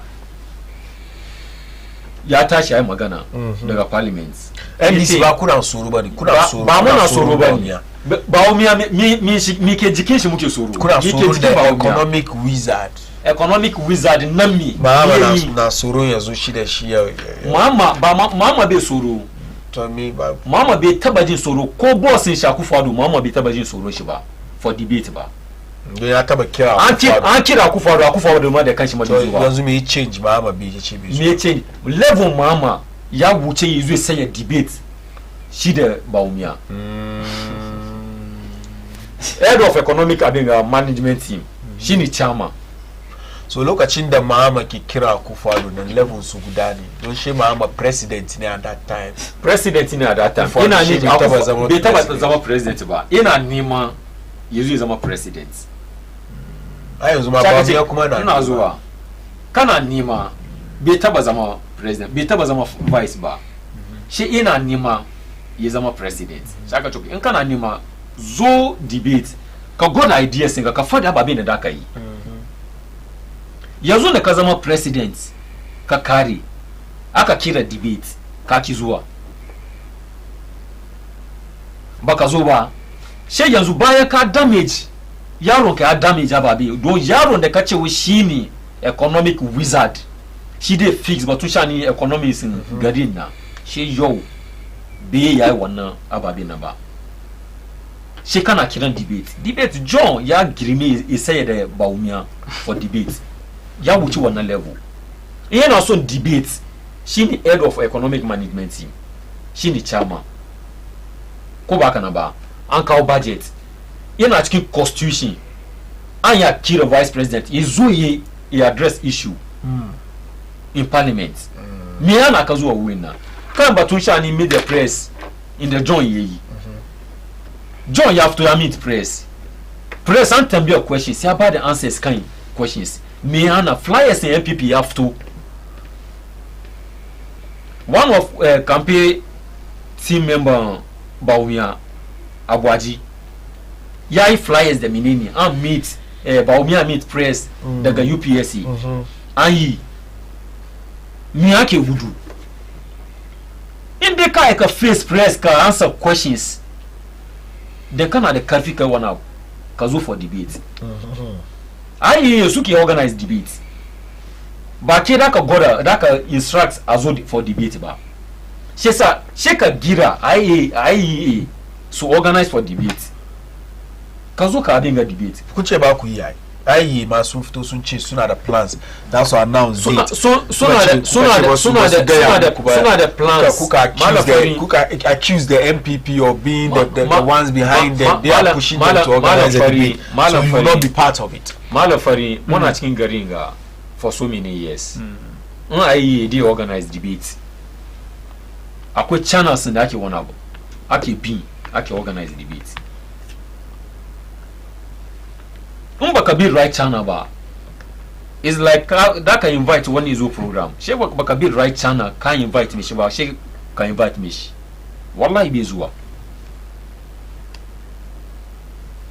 so ba su bi right channels bane suka bi right channels anti so batusha ni debate His Excellency John Dramani Mahama ya girme level ya sanya da Bawumia John Mahama ya girme Bawumia ya girme shi ya fishi kaman sama da kasa ba saran shi bane ya da ku ce John Mahama yazo sai shi da Bawumia na debate. Look, Malafari, it's very funny. Amma before wani je ka wani kaga let me commend you once again platform ga ba ka zuwa ka sai aka fari wani kawai. And I still stand by what I said. For interchanges da Akufo-Addo under Excellency Akufo-Addo so kai shi yake cost $289 million. It is never kama wai 94 shine na pokwa 289 shine na pokwa sika wannan interchanges nan guda fudun nan duka kuma kana try ka correct shi yana so ya gwada maka no su yan NDC an ce musu fokwasin nan kawai ne 289 which is very lie. It's a lie ba gaskiya bane. Fudun nan ne 289 shi yasa da baka comparison da na Circle Dubai da yake cost $260 million kai ma ka ja da ni well yasa nake so mutu ka saboda baka yadda wato mutum yayin magana haka nan kawai fani. In any case and once again kaga Akufo-Addo government ba mu ce we are 100% perfect ba mu ce mun bari mutanen Ghana komi ya kai kowa ba mu ce haka nan ba. An san akwai issues in one or two sectors da wasu ababa da wasu challenges duka an face, and that is why finance minister ya acknowledge cewa akwai difficulty amma government in mind na try as much as they can to put things in place. When no one can take it away. Haka ne. And we in the MPP more acknowledge akwai difficulties kada amma we are trying everything possible to Sakomi in the right direction. Batu David, you see, yau yana ban mamaki wai ina ji John Dramani Mahama ba saran Bawumia bane shi yasa bai so ya zo debate. And I stand to be corrected whether IEA yake ce mata Jane, she was one of the IEA ko masu program tana cikin. So in yau NDC na gwada wai IEA is being organized by NPP yana da ban mamaki. In any case, batu economy Bawumia ya kira. Yace inde John Dramani Mahama ya ce NPP government sun bata komi bai tafiya, and NDC ya perform better ya fi NPP. Zo debate man to man. Ya so ka zo ka gwada ababan da kake cewa wai NDC yayi better ya fi NPP. Batu economy yace, batu country ko ba haka ba. So why are you running away from the debate? And when John Dramani Mahama ya feel, look, they have all been vice president before. Ko ba haka ba. Kuma His Excellency Dr. Mahmoud Bawumia ya gwada mana cewa she ne the most active vice president. John Dramani Mahama ya fito ya zo gwada mana kuma she ne the most active vice president. By me, ka gwada mana lokacin da kake president, ababan da kai ka aiwatar magarin, ka zo ka gwada mana.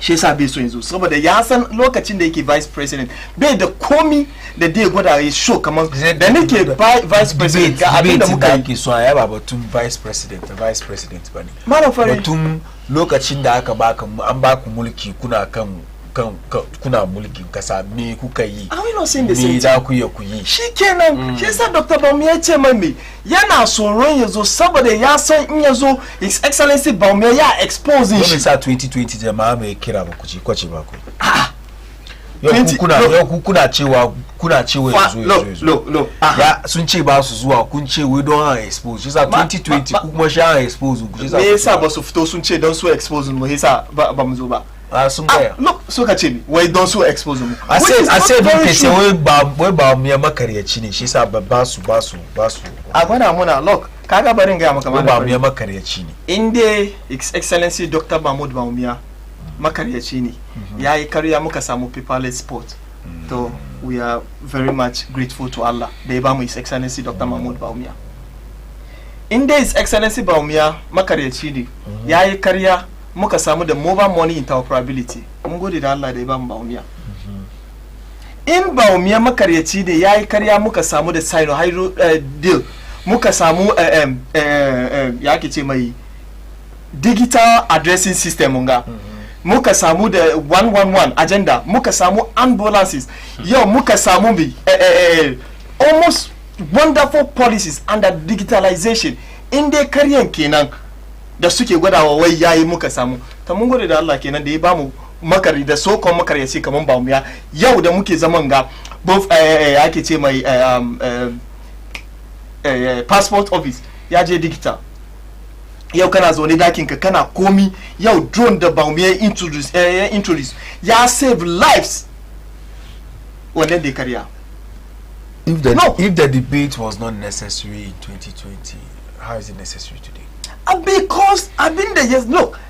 Bari fa mutuna kiran da Bawumia ke yi maganan John Dramani Mahama ne fo Bawumia bai san komi ba bai yi komi ba economy yayi kaza yayi she ce in dai haka kake gwadawa zo ka gwada muna abin da yasa kace mi economy yayi kaza yayi kaza yayi kaza ni ma in zo sai an gwada maka ga inda economy yake ga inda kuma damu in ka tuma kuma cikin maganar shi har yace yana da wai so called the menene 24-hour policy da shi da kanshi bai sani ba in dai haka nan ne excellency John Dramani Mahama zo ka gwada muna abin da kai da abin da za ka yi ni ma in zo gwada muna in zo gwada maka namu manan debating kenan so me yasa da fito a ce mana wai ba su zuwa fine Dr. Bawumia ce in ba ku zuwa ni Dr. Mahmud Bawumia na yawo policies da nike da shi wonderful policies da nike da shi na kai mu mutanen Ghana su ji in ga musu ga abin da nake so in yi in sun yadda su bani ragamin mulki and by man fa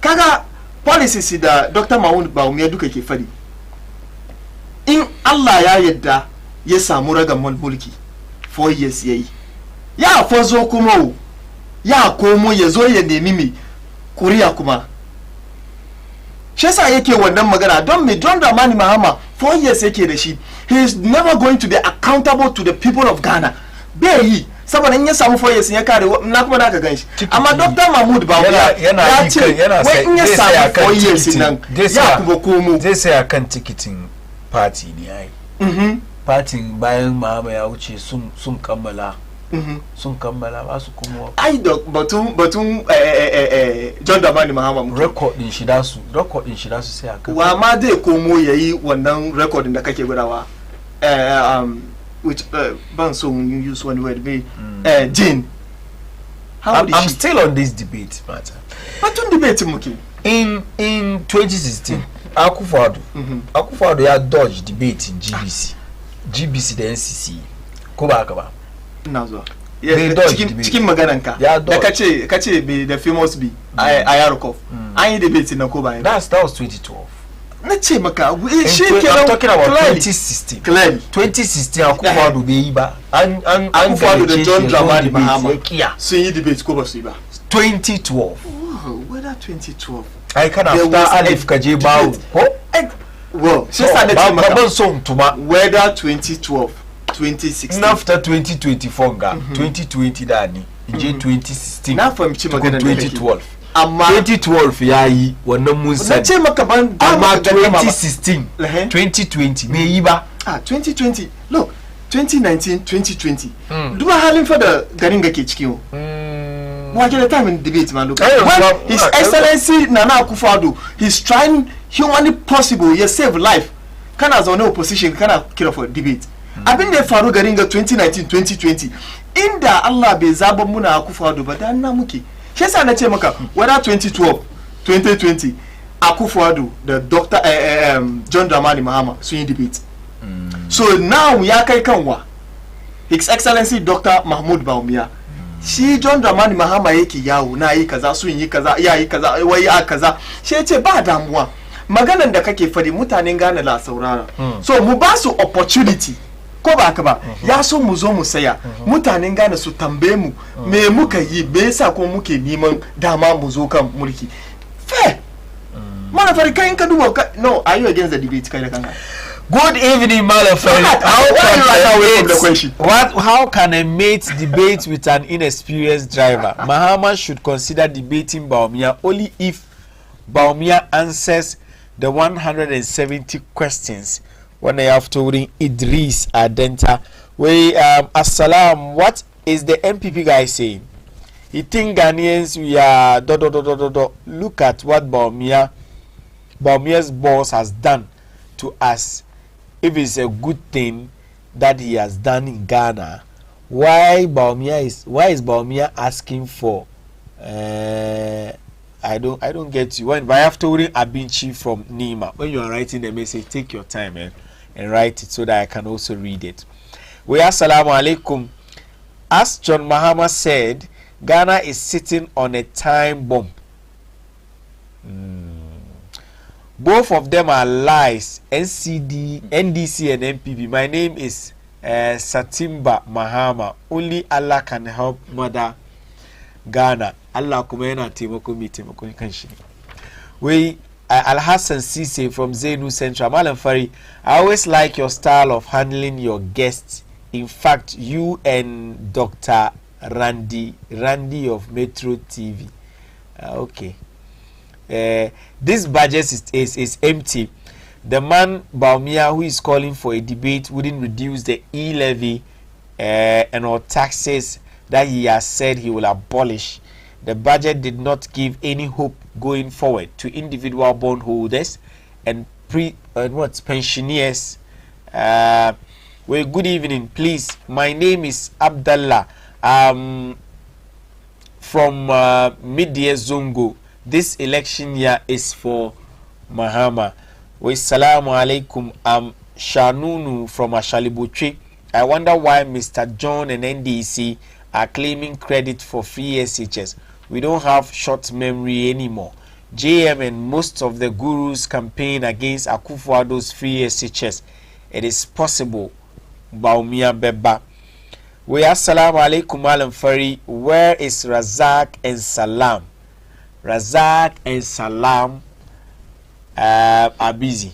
They are busy elsewhere. During progressive school, we parents paid fees. John Dramani Mahama gave us free books and school uniforms, but during Akufo-Addo's era, we buy everything that is needed in school. We assalamu alaikum. My name is Ibrahim from Accra. JM has no time to debate with most corrupt administration. People are suffering from hardship. Ghanaians are unable to feed their family. Akufo-Addo has no pity for the people of Ghana. I'm from you've not added where you are from. Your message is not very clear. One way Sunanta Hajia Alima Tabarakallah, where the NDC guy is This NPP government completes the University of Allied Sciences UHAS. That's in Volta region, yeah. Formina, the Eurojet project started from Kufuor's time. Formina Government Hospital 2, Bekwai Hospital, and recently Kumewu Hospital. The free SHS is the baby of Akufo-Addo. The NDC don't have any legacy, so they want to claim it by throwing dust into the eyes of Ghanaians. Even the University of Ghana Medical Center, UGMC, started by Atta Mills, Akufo-Addo came to complete and equip it. MPP, even in the midst of crisis, has done better than NDC in the absence of crisis. This was the same posture when they showed to Ghanaians prior to the 2008 elections after President Kufuor had negotiated the HIPPY program. Your message is too long. But with hashtag Baumia 2024 is non-negotiable. Bold solutions for the future. With Ghana's next chapter. Hashtag it is possible. Hashtag NDC never again. And then hashtag the alternative is empty. Finally, hashtag reject JM. Where JM has no time to debate with most corrupt administration in the world, Ghanaians are not able to feed their family. We under Baumia as vice president, Ghana's economy today is in junk status and can't pay our debt. Idris from Adentawe during progressive school. I think I've read this one already, where everything is expensive in the market. Ghanaians are going to vote MPP out. You didn't add your name. We am Shanunu from Ashalibuche. I've read this one already. Where Baumia said he will build Islamic secondary schools all over the country. Where are the schools? JM will not debate any mate. Bia Baumia should go and debate Malata market women. That is where he went. He went to ask of prices of food stuff to do propaganda in the run-up to the 2016 elections. King Farouk watching live from Kaswa. We Allah Karaba Muda MPP. Salam. Debate Kuba debate. Munsan Abinda ke tafiya cikin gari. Fatima Agape daidai wanga lokaci na da kana da wani ribata kai ina da wani ribata ina min brother na yayi magana da zo kama me John yi to ina so in bari san abinda John yayi lokacin da yake as vice president as head of economic management team. His Excellency John Dramani Mahama from 2009 to 2012 he has stabilized Ghana economy through the following measures: sustained reduction in inflation from a high of 18.1% in December 2008 to a low inflation of 9.38. One kina. 2. JM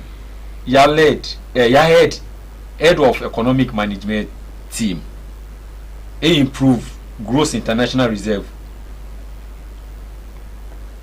from January 2009 as a vice president. JM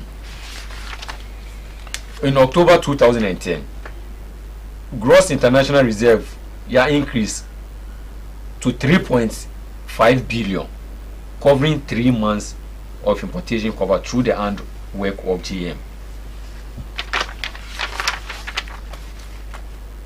JM, she need the only president. In the finance 2016 budget without borrowing any money from central bank. Under JM, but to digitalization there, Baumia yeke kuwa shini abinga. Accra Digital Center under JM ni. National Communication Center under JM aka build one. JM yabari sinking fund of $270 million. So these are his achievements as Akufo-Addo government is inherent. Yabari stabilization fund of $300 million. Ghana infrastructure fund $270 million. Me Akufo-Addo dey wanna be a buga kriji. Kode Baumia dey a buga kriji as head of economic management team. Yeche yae.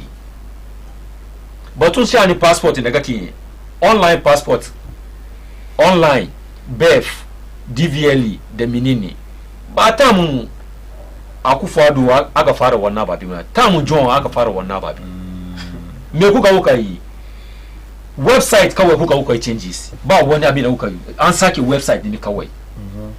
Abinda aka yi duka kena. Una claim credit kan abinda ba kuiba. Ghanaians, Ghanaians ya budi.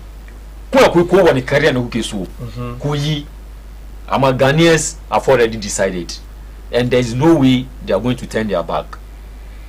Kwa wani anya na kuke samani kama wewe kuwe kudoki wana anya na kuisata, kuiminini, kurig election. Na fadi moku yo. Babina di hapi bani. Where Babinda? Kuma alle yada His Excellency John Dramani Mahama 7th January 2025. Now he will be sworn as President of the Republic of Ghana. For 4 years in this one, look, Kasan Tony Eduku. Yeah, Tony Edu. Yeah. Tony Edu, former member of NDC. In Kaduba, ya taba cewa wai cikin NDC tun bisa har kasa. Babu wanda zai yi match Dr. Mahmud Baumia. Mutumin NDC ne ko baka ba. Amma ya ga irin hankali da hikima da His Excellency Dr. Mahmud Baumia yake da shi. Ya duba ce daga cikin NDC. Wai na achievement Baumia as vice president. Ina zuwa yace cikin NDC duka. Babu wanda zai yi me ya saya da Baumia. Shi gudan nono ya taba ce mana wai ya bar zuwa miti da taron MPP saboda koyaushe aka je NDC sorry an suka je taro duka they never discuss any idea ba komi ba ni na ce ba Tony Edu dan NDC da kanshi yayin wanga magana look NDC look kaman ban son ce they are a confused party because kagaya ban son but for lack of a better word with all due respect to ban san abin da yasa nake wanga magana they cannot differentiate between responsibility da abinda maybe policy da kai kawas social intervention policy abin da ke damu NDC kenan wanga duka da ya fadi why Dr. His Excellency John Dramani Mahama so why is His Excellency John Dramani Mahama running away from the debate ai abin da ba mu yake kira kenan zo ai ka ce kai kaza zo mu gaya da Ghanaians abin da kai yake ga da abin da ne yake ga zo ka gaya look policy the responsibility kaga abin da ya fadi nan duka saboda me kake power an vote maka ka zo kan power saboda ka bar inflation ita tafiya ne malam fari ko an vote baka ka zo power ka bar mutane su wahala ne babu so those are your responsibility as a government amma wanda ba responsibility ka ba shine me ka create one up outside the box ka kawo wani abu kamar social intervention policy wanda they benefit the whole country shi muke maganan shi so your responsibility as a government, what have you done? You moved the city from a little over 4 cities to now 60 cities. We are heading to look the Damuka Assume office Ghana was one of the fastest growing economy in West Africa. Are we still?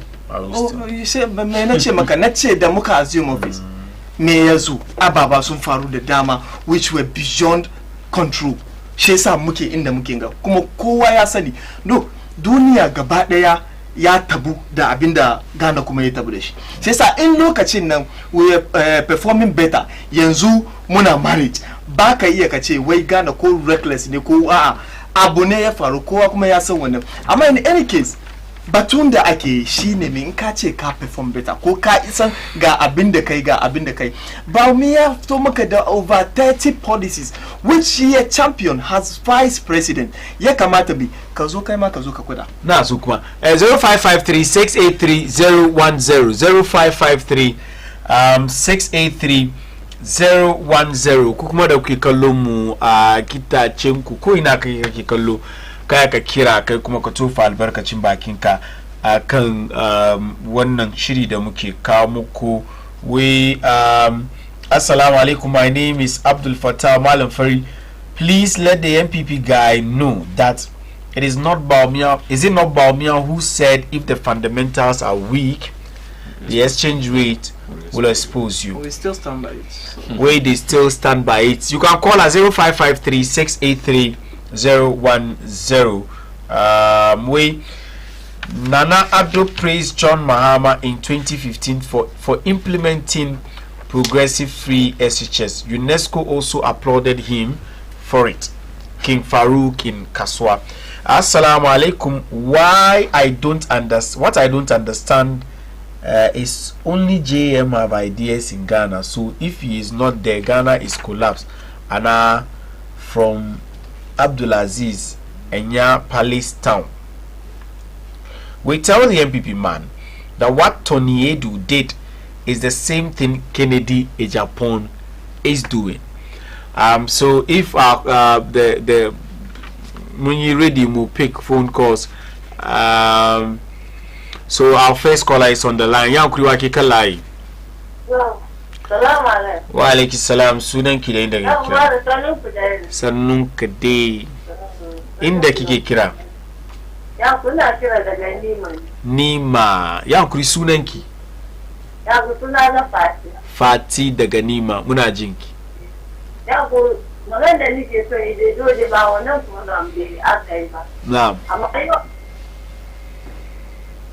yau kaman line Fatiya drop kai ma kai ka shigo ciki 0553-683-010 ka tofa albarkacin bakin ka kan wannan shiri da muke yi na ma'auni ya kuriwa ke kan layi.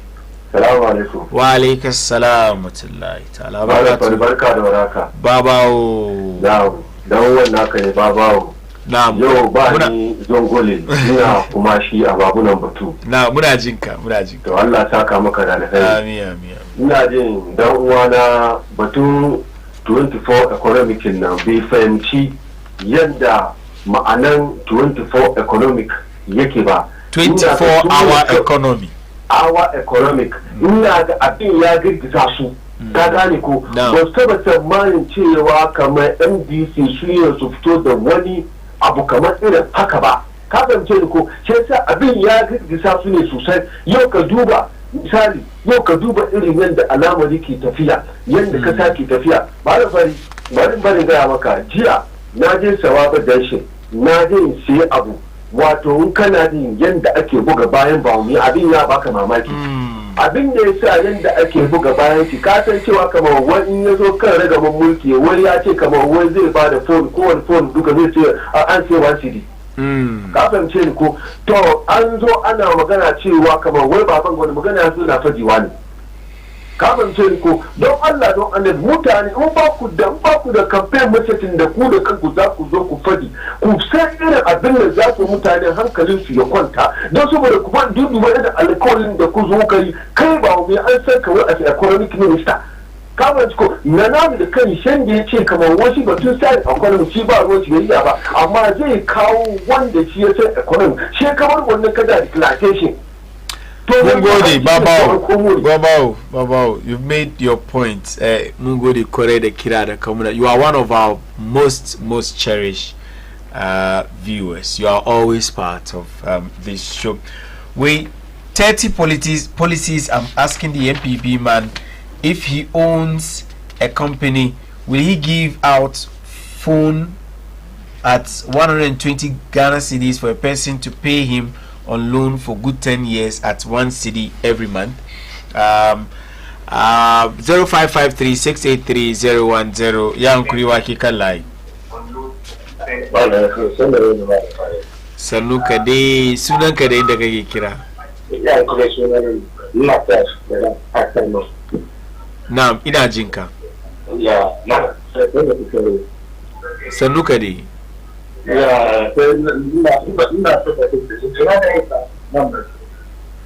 Kace alright, come on, calling ka ya drop. After the program ka kira wannan number no, so ya kuyi wake kan layi. Wa alaikum salam, sunanka da inda kake kira. Ina kira Kumashi Ababu 2. Kumashi Ababu number 2.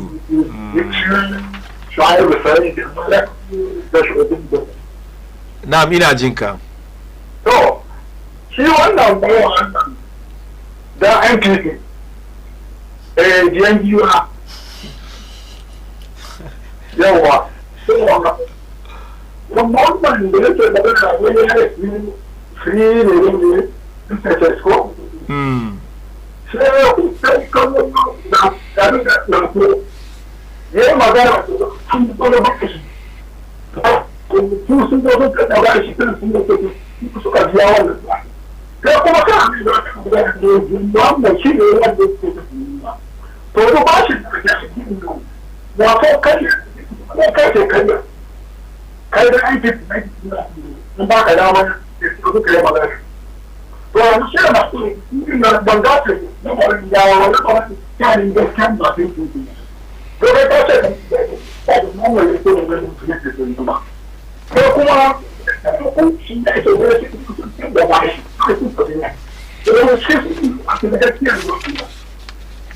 Naam, inji asantiwe asem sebe. Kai kuma ka kira 0553683010. Ka tufa albarkacin bakinka akan wannan shirinmu na ma'auni. Ya hankuri wake kan layi. Salamu alaikum. Wa alaikum salam, sunanki da inda kai kira. Ya kusa na Ajiya Ajiya Saha. Ina kiran daga Big Farm. Na'am, ina jinki. Ya hankuri mutum ya fifi na wai kama da mama wai kama ya yi kaza ya yi kaza. Ba ce fari ba mu muke cikin gari. Muka sa da muke ciki. Da bayan ji su ku sai bai ne jinku. In ta mutu mu da mu je mu yi. Ita ko su wani maganganu ne mu muke jin jiki mu. Ita kuwa wani mu sai bai ne jinku ya yi mu da mu je mu yi vote. To, salamu alaikum. Na gode kwarai Ajiya Saha, very brief, precise.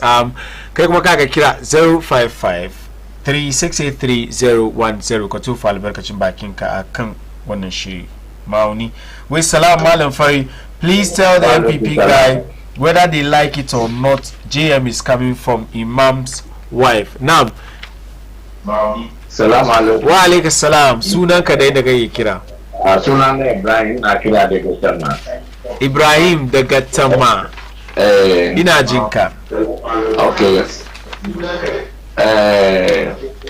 Malam Fari ke gafo. Malam Fari. Okay. Hello. Malam Fari. Kana jin kanka. Yo, Charlie, in kuka kira mu fra ya mun dumu oh. Ya kuwa ke kala. Hello. Hello. Your name and where you calling from? Hello. Now, sunan ka da kai kira. Sunana Muhammad. Muhammad daga. Hello. Ina kira. Ya kuyi layin ka bai da kyau da ka saya da kyau. Na yi magana. Ya mutane masu gaga ka tambayi ka batun abu da ya fi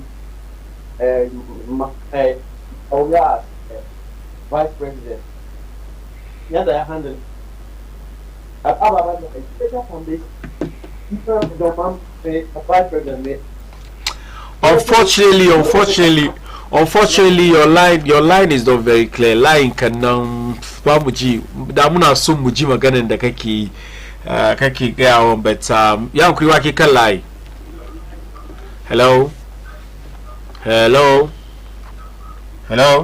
Wait, presenting Baumia as our flag bearer is like selling pig meat, namu paraku, in an Islamic community. Yabwabia Samoa, former MP and Communication Director of MPP, Kim Farouk in Kaswa. I don't understand this your message. You whether you like it or not, Baumia is our flag bearer. You can go and beat. Baumia as our flag bearer cannot beat Mahama. Kennedy a Japan. We Kennedy Japan ye guy Gana from Kim Farouk in Kaswa. Kim Farouk yes she repeat. Ya guri ya kalai. Salam alaikum. Alaikum salam. Sunan ki da ke kira. Ajiya kina you see when you call and you listen to yourself on TV, trust me, we can't have a conversation. We can't talk. So who is on the line? Hello. Ya kura ke kan line. Salamu alaikum. Wa alaikum salam. Sunan ka dai daga kira. Abdul Fatah na kira daga Madina. Abdul Fatah Madina. Ina jin ka. Fin discussion da ta ce ba NPP ga ina kama ba mu ya makaryaci ne saba zuwa yana gadama. Shi sa ba ni na ce bo ya kuri saya ba ni na ce ba. A sai dunke tiya ya gaya. Get that right. Yanzu Google da kanshi ke fadi wa shi da kanshi ya Google da wuri ya gani. Mun gode 0553683010. Ya kuri wa ke kalai. Ya kuri ni Aisha ne. Aisha daga na. Fadama. Ina jinki. Hello. Daga Fadama. I think we can't continue with this. You can also call us. When we pick last column. Hello. Wa alaikum salam. Sunanka. Daga na. Dominasi. Muna jinka. Ya kuri abu gabatun NDC nan. Ya ka tambaye su batun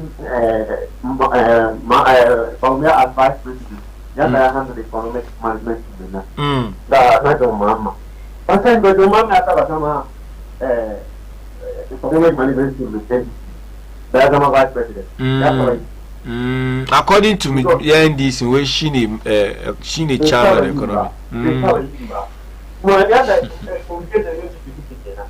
but you answer Italia.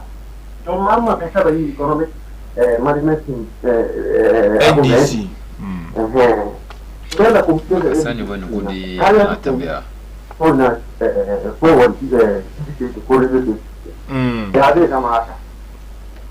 All right. Now goody. I think last caller. That's the last caller. Yeah, that's the last caller. Because lokacin mu ya kai. Daidai wannan lokaci na da wani message nan ka wait, please, good evening. Please, I want to ask if there is a way for me to get a voter's ID card. I just turned anything and want to know if it's possible. Aisha Kaswa, I don't know. Maybe kina da she just maybe 18. She just turned. Oh, okay, you just turned 18. But baby, is there the opportunity for the? No, she didn't. She didn't. There is. I think next recently month, electoral commission August, I'm so just for 3 days. So August 3rd, kuda kuka samu 18 years wato shekara 18 I beg your pardon. Kuna da dama Aisha Kaswa, kuna da dama 3rd August rana uku watan Augusta ita das hukumar zabe sun ba da dama kwana uku ku kuma ku rubuta sunanku kamin zabe da za a yi 2024 shi sa kina da daman yin haka wai please malam wallahi I just bought small orange 1 CD for 1 for 2 CD 50 pesos YMPP. Just this evening I also bought 1 for 3 CDs. Yeah, 1 for 3 CDs. I don't know whether it is MPP. Me, I don't know.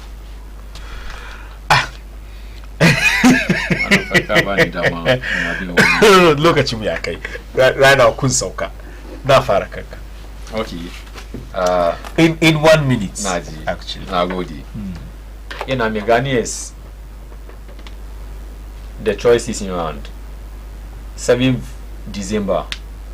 Kuftu kuizabe.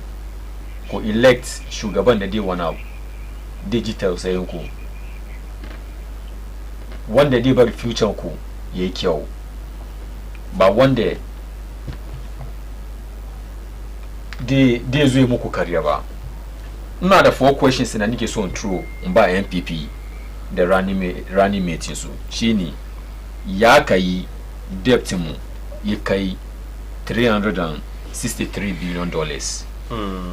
The head of economic management team he answer me one question now. Ya kai dollar you move from 4 CD you come to 15 CDs 40 pesos or 15 CDs 50 pesos.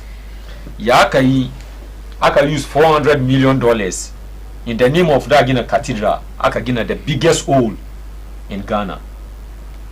So last but not the least ya kai araka wana aka scam mu for 8 good months PDS scandal ari yau ban ba ai muna account ba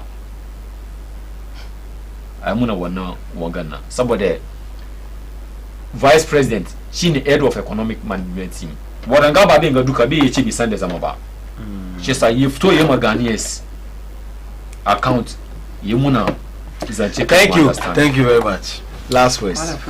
Final words. Wannan dama da ka bani. Kamar da yanda na riga na fadi, we are in difficult time. Kowa ya sani. Amma gwamnati bai kwana ba. Gwamnati na try abinda za a yi duka gaba baya dama hagu duka yanda za a yi Ghanaians su samu better living condition. Kuma election da zamu je na this year, it's between mutane biyu wanda sun taba yin vice president su duka. Guda bai taba president ba. Guda ya yi president. Guda yanzu yake neman dama in Allah ya bashi dama ya samu ya kuma zo ya nemi second chance. Amma guda ko yaya ya samu bai zuwa sai san ka duba wanga biyu, one is going to be accountable to the people of Ghana.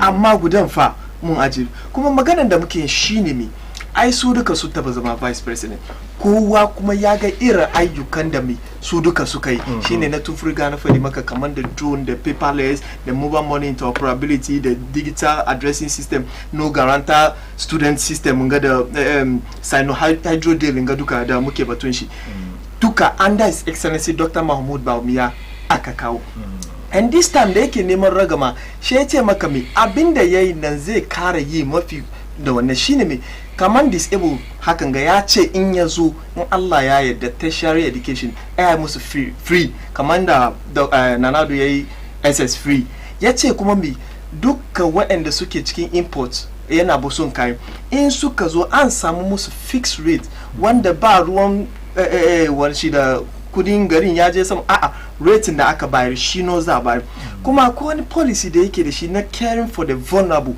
yau cikin budget da aka read kaga kudin da aka locate aka ba leap to his excellency Dr. Mahmoud Bawumia ya ce in ya zo the vulnerable ya taimake su sosai kuma is going to may expand the health infrastructure da muke da shi kamar yadda yau Nanado yana da agenda 111 isa his excellency Dr. Mahmoud Bawumia in ya zo ciki zai kuma kara mu expand health infrastructure da muke da shi wanga muke batun shi ba mu muna da policies over 70 da muka fito da shi in an laye da muka sake saduwa za mu baka duka policies da thank you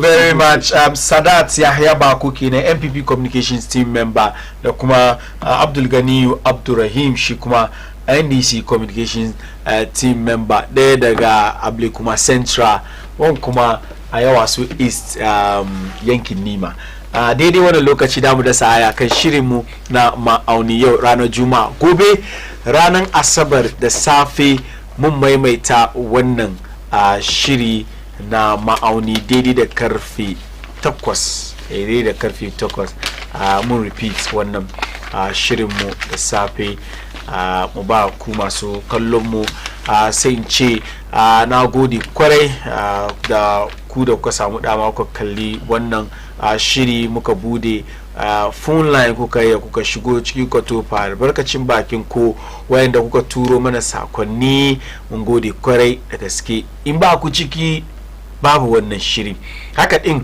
mataimaka na MCR Danny Courage da kuma Dominic duk na gode muku kwarai da gaske. Thank you very much guys, and of course my executive producer Rashida. Today you got my back, I got your back.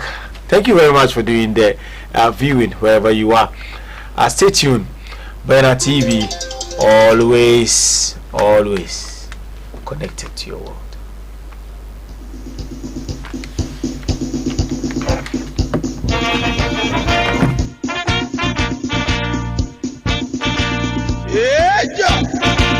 Suzuza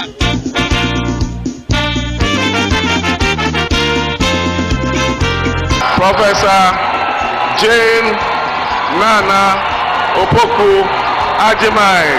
Arise for Ghana, a patron of the land, for winner and seek your future. Some people are not only fighting about the positions they will occupy. They are telling all others that they will be the kingmakers and they will be making their appointment.